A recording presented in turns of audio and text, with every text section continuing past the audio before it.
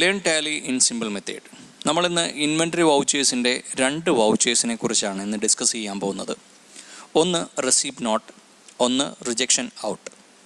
Receipt നോട്ടിൻ്റെ function key alt F9, rejection ഔട്ടിൻ്റെത് alt F6 ആണ്. എന്താണ് റെസീപ്റ്റ് നോട്ട്, എന്താണ് റിജക്ഷൻ ഔട്ട്? നമ്മളൊരു ഫേമിൽ ഒരു പർച്ചേസ് ഓർഡർ ചെയ്തിട്ടുണ്ടെങ്കിൽ ആ പർച്ചേസ് ഓർഡർ പ്രകാരമായിരിക്കും നമുക്ക് പർച്ചേസ് ഇൻവോയ്സ് തരുന്നത്, അല്ലേ? നമ്മൾ കഴിഞ്ഞ ക്ലാസ്സിലൊക്കെ പഠിച്ചതാണ്, പർച്ചേസ് ഓർഡറും സെയിൽസ് ഓർഡറും ഒക്കെ ചെയ്തതാണ്. പക്ഷേ ഇവിടെ പ്രോഡക്റ്റിൻ്റെ ഡീറ്റെയിൽസ്, അതായത് ഇൻവോയ്സ് ഇല്ലാതെ പ്രോഡക്റ്റ് നമുക്ക് സപ്ലയർ കൊണ്ട് തരികയാണ്. ബില്ലില്ല, പിന്നെ എന്ത് മാത്രമേ ഉള്ളൂ? പ്രോഡക്റ്റ് മാത്രമേ ഉള്ളൂ. അങ്ങനെയുള്ള അവസ്ഥയിൽ നമ്മളത് റിസീവ് ചെയ്ത് വെച്ചു എന്നുള്ള കാണിക്കുന്ന വൗച്ചറാണ് റെസീപ്റ്റ് നോട്ട് വൗച്ചർ. അതിലെന്തെങ്കിലും ഡിഫക്റ്റ് ഉണ്ടെങ്കിൽ നമ്മൾ റിട്ടേൺ കൊടുക്കും. സാധാരണ പർച്ചേസ് ആണെങ്കിൽ പർച്ചേസ് റിട്ടേൺ എന്നാണ് പറയുന്നത്. ഇവിടെ പർച്ചേസ് റിട്ടേൺ അല്ലാത്തതുകൊണ്ട് നമ്മൾ റിസീവ് ചെയ്ത് വെച്ചേക്കുന്നത് കൊണ്ട് മാത്രം നമ്മൾ എന്ത് ചെയ്യും? റിജക്റ്റ് ചെയ്തു എന്നുള്ളത് കാണിക്കും. അതാണ് റിജക്ഷൻ ഔട്ട്. എങ്ങനെയാണ് ടാലിയിൽ ഈ ഒരു ഭാഗം ചെയ്യുന്നതെന്ന് നോക്കാം. നമ്മൾ കമ്പനി ക്രിയേറ്റ് ചെയ്ത് കഴിഞ്ഞാൽ എവിടെ വരും? Gateway of Tally. ആ ഗേറ്റ് വേ ഓഫ് ടാലിയിൽ ഇൻവെൻറ്ററി ഫീച്ചേഴ്സ്, F11 ഇൻവെൻറ്ററി ഫീച്ചേഴ്സിൽ use tracking number, delivery and receipt note. നോക്കൂ, ഇൻവെൻറ്ററി ഫീച്ചേഴ്സിലെ അതർ ഫീച്ചേഴ്സിലെ use tracking number, delivery and receipt note, use rejection, inward ഔട്ട്വേഡ് നോട്ട്സ്, ഇത് രണ്ടും active ആക്കണം. ആക്റ്റീവ് ആക്കി കഴിഞ്ഞാൽ ടാലിയിൽ എന്താണ് ചേഞ്ചസ് എന്നുള്ളത് നമുക്ക് നോക്കാം. ഓക്കെ, ഗേറ്റ് വേ ഓഫ് ടാലിയിൽ വന്നു, press F11 inventory features.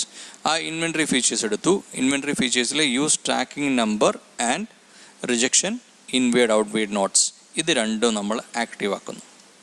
Active ആക്കിയതിന് ശേഷം നമ്മൾ സേവ് ചെയ്യുന്നു. ദെൻ ഗേറ്റ് വേ ഓഫ് ടാലിയിലേക്ക് വരും. ഈ ഗേറ്റ് വേ ഓഫ് ടാലിയിൽ നമ്മൾ ഇൻവെൻറ്ററി വൗച്ചേഴ്സ് എടുത്തു കഴിഞ്ഞാൽ നിങ്ങൾക്കിവിടെ കാണാൻ സാധിക്കും റിജക്ഷൻ ഔട്ട്, റിജക്ഷൻ ഇൻ, ഇത് രണ്ടും ആക്റ്റീവ് ആയിരിക്കുന്നത് കാണാം. അതിൽ നമ്മൾ റിജക്ഷൻ ഔട്ട് ഓൾട്ട് F6 ആണ്. അടുത്തത് ഓൾട്ട് F9 റെസീപ്റ്റ് നോട്ടാണ്. ഓക്കെ, നമ്മൾ ഗേറ്റ് വേ ഓഫ് ടാലിയിൽ ഇൻവെൻറ്ററി വൗച്ചേഴ്സിൽ നമ്മൾ ആദ്യം റെസീപ്റ്റ് നോട്ട് ചെയ്യാൻ പോവാണ്. Alt F9. ഇവിടെ ഓൾറെഡി നിങ്ങൾക്ക് നമ്പർ കാണാം. ഇനി ഏതെങ്കിലും റെസീപ്റ്റ് നോട്ട് നമ്പർ ഉണ്ടെങ്കിൽ നമുക്കിവിടെ കൊടുക്കാവുന്നതാണ്. ഓക്കെ, ഞാനിപ്പോൾ ഈ നമ്പർ തന്നെ, നമ്പർ 1 തന്നെയാണ് എടുക്കുന്നത് കേട്ടോ.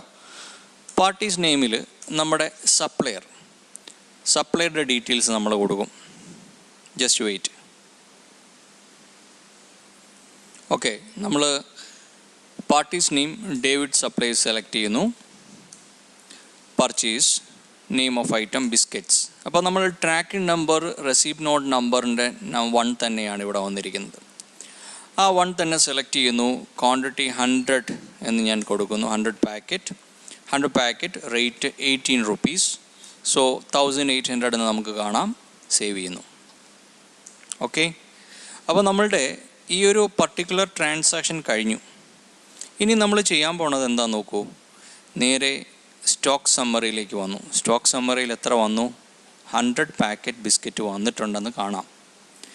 പ്രോഫിറ്റ് ആൻഡ് ലോസ് അക്കൗണ്ടിൽ പോയി പർച്ചേസ് അക്കൗണ്ട് നോക്കിയാലും അവിടെയും 1800 കാണാം. പക്ഷേ അത് പർച്ചേസ് അല്ല. എന്താണ്? പർച്ചേസ് ബിൽ ടു കം എന്നുള്ള രീതിയിലാണ് നമുക്കവിടെ കാണാൻ സാധിക്കുന്നത്. ഒന്നുകൂടെ എൻ്റർ ചെയ്ത് കഴിഞ്ഞാൽ അതിൻ്റെ ഡീറ്റെയിൽസ് കാണാം. Purchase bill pending, goods received but bill not received എന്നുള്ള മെസ്സേജാണ് അവിടെ കാണിച്ചിരിക്കുന്നത്. അതായത് ഗുഡ്സ് നിങ്ങളുടെ കയ്യിൽ കിട്ടിയിട്ടുണ്ട്, ബില്ല് സപ്ലയർ എടുക്കുകയെന്ന് തന്നിട്ടില്ല എന്നുള്ളതാണ് നമുക്കവിടെ കാണാൻ പറ്റുക. നെക്സ്റ്റ്, നമ്മൾ ഇൻവെൻറ്ററി വൗച്ചറിൽ തന്നെ ഏതെങ്കിലും രീതിയിൽ ഈ പ്രോഡക്റ്റിന് ഡിഫക്റ്റ് ഉണ്ടെങ്കിൽ നമ്മൾ റിട്ടേൺ ചെയ്യുന്ന വൗച്ചറാണ് റിജക്ഷൻ ഔട്ട്. സാധാരണ പർച്ചേസ് ആയിരുന്നെങ്കിൽ നമ്മൾ പർച്ചേസ് റിട്ടേൺ ചെയ്തേനെ. ഇത് നമ്മൾ റിസീവ് ചെയ്ത് വെച്ചിട്ടേ ഉള്ളൂ.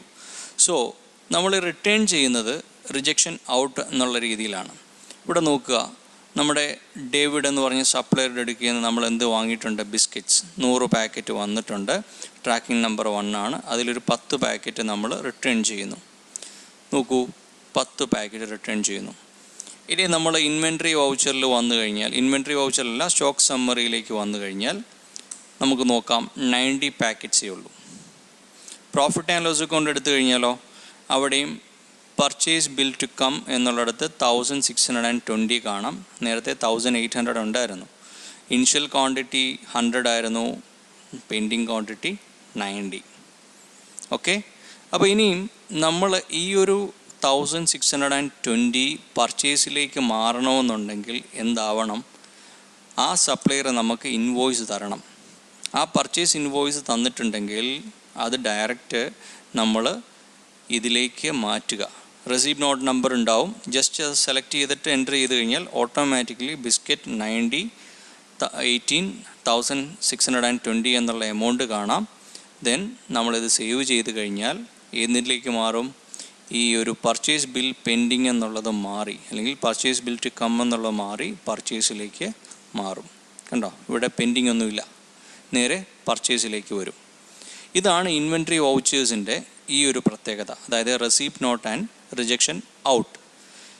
എന്തെങ്കിലും സംശയങ്ങൾ ഉണ്ടെങ്കിൽ നിങ്ങൾക്ക് മെസ്സേജ് ചെയ്ത് ചോദിക്കാം. മനസ്സിലായി എന്ന് വിചാരിക്കും.